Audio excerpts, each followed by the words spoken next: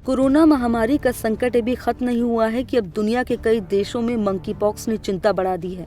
अलग अलग देशों में मंकी पॉक्स के 100 से ज्यादा मामलों की पुष्टि हो चुकी है। एक हफ्ते पहले तक मंकी पॉक्स के मामले इतने कम थे कि इसे किसी तरह का खतरा नहीं माना जा रहा था, लेकिन पिछले कुछ ही दिनों में ब्रिटेन के साथ साथ अमेरिका, फ्रांस, जर्मनी, ऑस्ट्रेलिया समेत 12 देशों में इसके मरीज पाए जाने की पुष्टि हो गई, जिसके बाद अब मंकी पॉक्स को गंभीरता से लिया जा रहा है।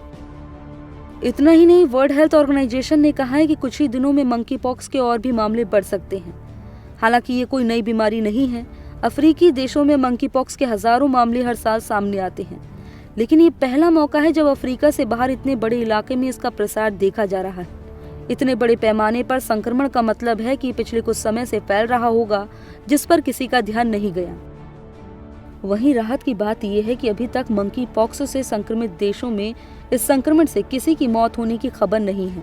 वहीं अफ्रीकी देशों के जिन इलाकों में ये बीमारी आम रही है, वहां भी ज्यादातर लोग ठीक हो जाते हैं।